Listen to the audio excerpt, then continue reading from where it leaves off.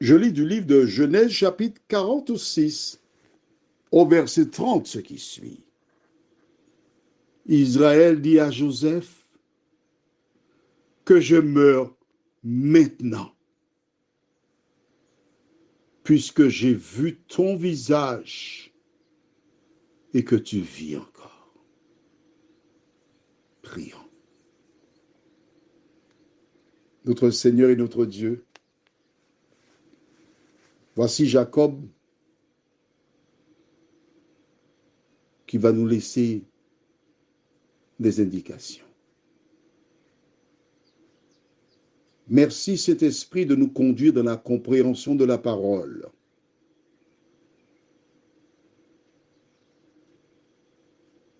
Nous t'en prions au nom de Jésus et pour ta gloire éternelle. Amen. Rappelle-toi, je vais lire le verset 29, celui d'hier. Joseph attela son char et y monta pour aller en Goshen, à la rencontre d'Israël son père. Dès qu'il le vit, il se jeta à son cou et pleura longtemps sur son cou. Ils ont pleuré, ils se sont embrassés, ils se sont serrés. Jacob a reniflé l'odeur de Joseph. Il a regardé, il a passé ses mains sur son visage, dans ses cheveux. Et la première chose qu'il dit, c'est quoi? Que je meurs maintenant. À l'instant. Je n'ai plus besoin de rester sur cette terre. Je suis prêt à m'en aller. Et il ajoute, puisque j'ai vu ton visage et que tu vis encore.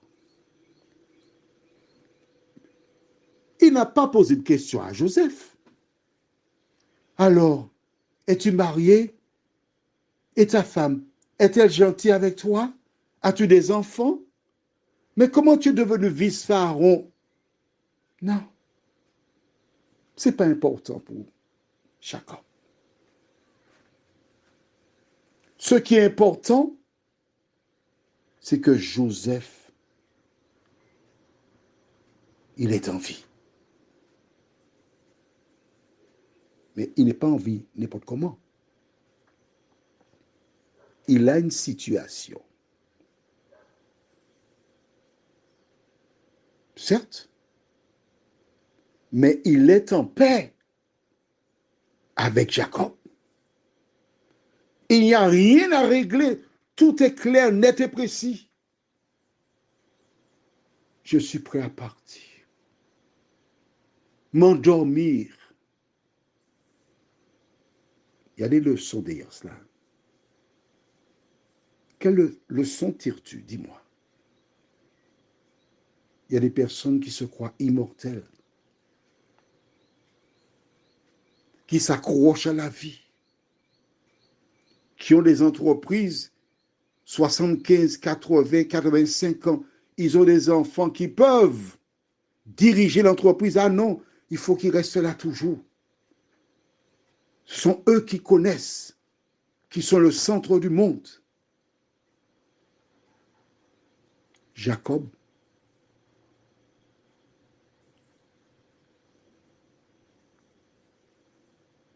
ayant vu ses enfants en vie, ses enfants qui sont unis, ses enfants qui font leur chemin, il estime qu'il a achevé sa mission. Et il dit que je meurs maintenant.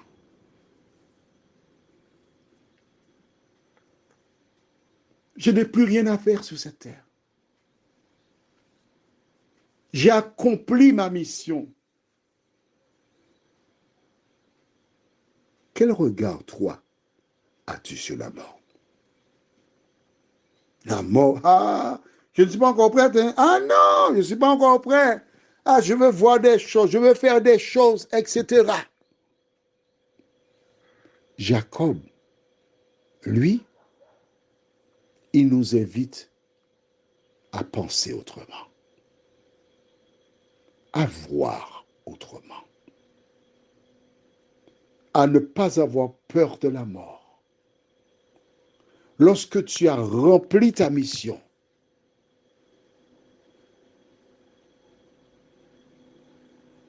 tu es en paix, tu demandes à Dieu, Seigneur, maintenant, c'est quand tu veux. Certaines personnes imaginent que vivre sur la terre, c'est orienter ses enfants vers une activité professionnelle et, comme on dit souvent, réussir sa vie. Mais une vie sans Jésus de Nazareth, c'est un échec. Mais oui. Parce que le Christ a promis à celles et ceux qui l'acceptent pour sauveur et qui marchent selon sa parole la vie éternelle. Alors que ce passage que nous avons sur cette terre, il est momentané. J'écoutais aux avis de décès aujourd'hui, du côté, je pense, du Carbet, une jeune femme de 40 ans, 44 ans, sans enfant, qui est décédée. Un jeune homme qui est dans l'expertise, la comptabilité, moins de 50 ans, décédé. Mais c'est quoi 50 ans? Comparativement à 5000 ans, à 50 000 ans, à l'éternité. Même pas un dixième de ce que Dieu en réserve.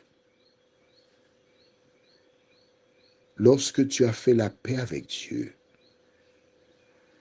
lorsque tu as conduit tes enfants au pied du Seigneur, la mort est une amie, car la Bible déclare « Heureux dès à présent ceux qui meurent dans le Seigneur ».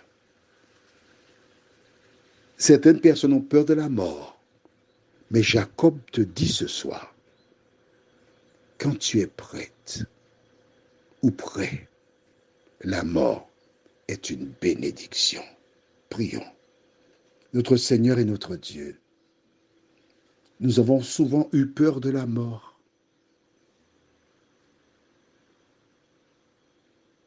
Mais là, ce soir, Jacob qui vient de rencontrer Joseph, qui n'a pas passé une journée avec lui, il est déjà prêt à partir. Seigneur, de nous aider à méditer sur ce que nous lisons. Et mettre ta parole en pratique, nous t'en prions. Au nom de Jésus et pour ta gloire éternelle. Amen. Je te souhaite une bonne nuit sous le regard de Dieu.